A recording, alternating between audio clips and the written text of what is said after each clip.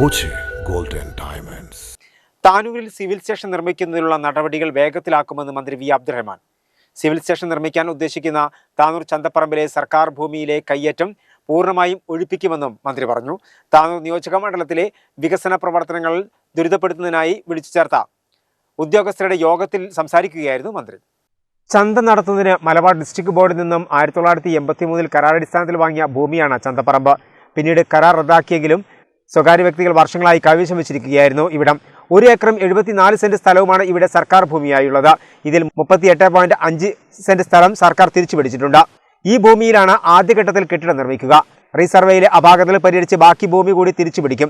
ഇതിനായി പ്രത്യേക സമയക്രമം തയ്യാറാക്കി മുന്നോട്ടു പോകും. ഫയർ സ്റ്റേഷനിലേക്കും ഡിവൈഎസ്പി ഓഫീസിലേക്കുമുള്ള റോഡ് വികസിപ്പിക്കാൻ 10 മീറ്റർ വീതിയിൽ ഭൂമി ഏറ്റെടുക്കുമെന്ന് മന്ത്രി പറഞ്ഞു. തീരദേശ ഹൈവേയുമായി ബന്ധപ്പെട്ട കാര്യങ്ങളിൽ കേരളത്തിൽ 596 കിലോമീറ്റർ വരുന്ന തീരദേശ ഹൈവേയുടെ സ്ഥലമെടുപ്പ് താനൂരിൽ പൂർത്തീകരിക്കാൻ പോവുകയാണ്.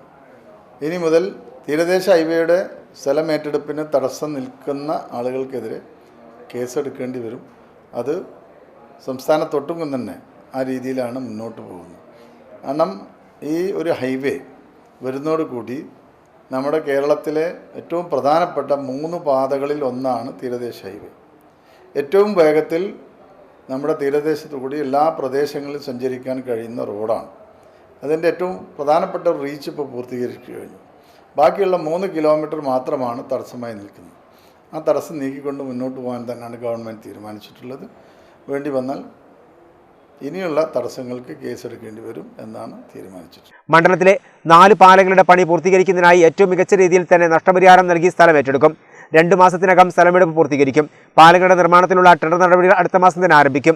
മണ്ഡലത്തിലെ 5 ഹൈസ്കൂൾ കെട്ടിടങ്ങളുടെ നിർമ്മാണത്തിന് അനുമതിയായിട്ടുണ്ട്. എത്രയും പെട്ടെന്ന് നിർമ്മാണ പ്രവർത്തനങ്ങൾ ആരംഭിക്കും. തീരദേശ പാതയുമായി ബന്ധപ്പെട്ട 3 കിലോമീറ്റർ ദൂരം മാത്രമാണ് മണ്ഡലത്തിൽ ഇനിയും പൂർത്തീകരിക്കാനുള്ളത്. ഇത് എത്രയും പെട്ടെന്ന് പൂർത്തീകരിക്കും. പാതയുടെ നിർമ്മാണത്തിന് തടസ്സം സൃഷ്ടിക്കുന്നവർക്കെതിരെ കേസെടുക്കുന്നതടക്കമുള്ള നിയമ നടപടി സ്വീകരിക്കുമെന്നും മന്ത്രി പറഞ്ഞു. താനൂർ മണ്ഡലത്തിൽ ഇപ്പോൾ നടന്നുകൊണ്ടിരിക്കുന്ന വികസന പ്രവർത്തനങ്ങൾ വേഗത്തിലാക്കുന്നതിന് വേണ്ടിയുള്ളൊരു യോഗമാണ് നടന്നിട്ടുള്ളത്. ഏകദേശം 4ഓളം പാലങ്ങളുടെ പണിയുമായി ബന്ധപ്പെട്ട സ്ഥലമെടുപ്പ് പൂർത്തീകരണത്തിൽ പോവുകയാണ്.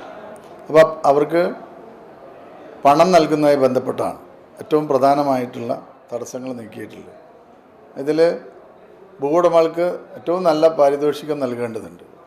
അപ്പോൾ അതിനാവശ്യമായുള്ള നടപടികൾ എത്രയും പെട്ടെന്ന് എടുക്കാൻ വേണ്ടി ഇപ്പോൾ നിർദ്ദേശം നൽകിയിട്ടുണ്ട്.